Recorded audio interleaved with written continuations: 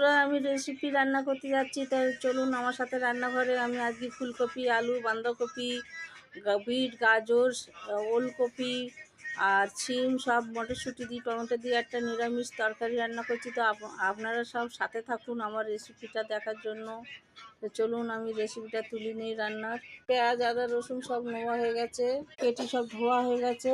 Bit, গাজর, এর মধ্যে সিমও আছে, মটর আলাদা রাখা আছে। করে নিচ্ছি ফোড়নের জন্য তেজপাতা। এখানে শাক কাটা হচ্ছে, কপি শাক দেখতে পাচ্ছি না, এটা ভাজা হবে।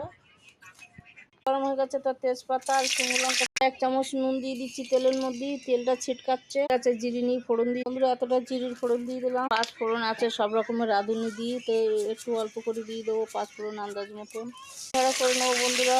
এটা আদা রসুন, তো বন্ধুরা তেল গরম হয়ে গেছে, তো নাড়াচাড়া করে নেবো বন্ধুরা, একটু ভেজে নেবো।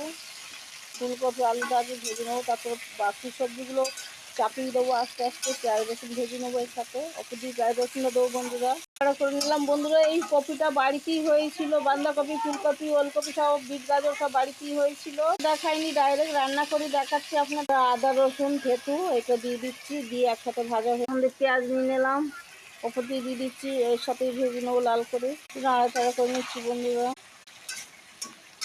দেখুন লাল লাল করে ভেজে নিয়েছি, পেঁয়াজটা ভাজা হয়ে গেছে লাল লাল করে।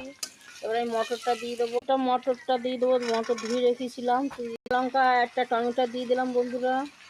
করে নিচ্ছি হালকা করে মিক্স করে, ভাজা হয়ে গেছে। এবার একটু হলদি কালারের জন্য দিয়ে দিচ্ছি, দেখতে পাচ্ছি। তো বন্ধুরা লাল লাল করে ভেজে নিয়েছি, আর একটু হলদি দিয়ে নাড়াচাড়া করে নেবো। ভালো করে ভেজে নিয়েছি আমি সব লাল লাল করে। এগুলো এবার উঠে উঠে দিতে হবে কড়াইয়ের মধ্যে। দেখুন সব দিয়ে দিচ্ছি, এরকম বিট ওলকপি সব দিয়ে দিলাম বন্ধুরা, দিয়ে দিচ্ছি। সব বাড়িতে হয়েছে বন্ধুরা, সবজি রান্না হচ্ছে বন্ধুরা, সব বাড়িতেই হওয়া সবজি, কোনোটা ওই বাজার দিয়ে কেনা নয়। এগুলো ভালো করে সাজিয়ে নেবো, তো আস্তে আস্তে করে এরকম করে ঢেলে নেবো। ফ্রাই হয়ে গেছে বাড়ির সবজি, বিট গাজর ওলকপি আর বাঁধাকপি ফুলকপি আগে ভেজে নিয়েছি, তো আপনাদের দেখে দিচ্ছি। আচ্ছা আস্তে আস্তে সিদ্ধ হয়ে দিয়েছি। এটা ফুলকপির শাক, ভাজা খাওয়ার জন্য ফুলকপি শাক খাওয়া যায় বন্ধুরা, বাড়িতে হয়েছিল। এই যে গাছ কেটে কেটে নিয়েছি, ওলকপি ফুলকপি এই যে আপনাদের দেখাচ্ছে, এগুলো সব ফেলে দেবো। দেখুন বাড়িতে হয়েছিল, উপরি নিয়ে এসছি। আস্তে আস্তে নাড়বো, দেখুন পড়ে যাচ্ছে। দেখুন এখানে ঝোল উঠে গেছে, ঝোলটা শুকিয়ে নেবো। আমি ভালো করে নাড়াচাড়া করে নিয়েছি। এবার একটা থালা দিয়ে ঢেকে নেবো, আর একটু হলে হয়ে যাবে রান্নাটা কমপ্লিট। থালা দিয়ে ঢেকে দিলাম বন্ধু। দেখুন সবজি গলে গেছে আমার, নিরামিষ তরকারি। তো এই চিনিটা ছিটিয়ে একটু নাড়াচাড়া করে নামিয়ে, এখানে ভাত হয়ে গেছে, একটু নাড়াচাড়া করে নেবো বন্ধুরা। তরকারি সব কমপ্লিট হয়ে গেছে আমার, সব গলে গেছে। এখানে শুকনো শুকনো টাইপের করেছি।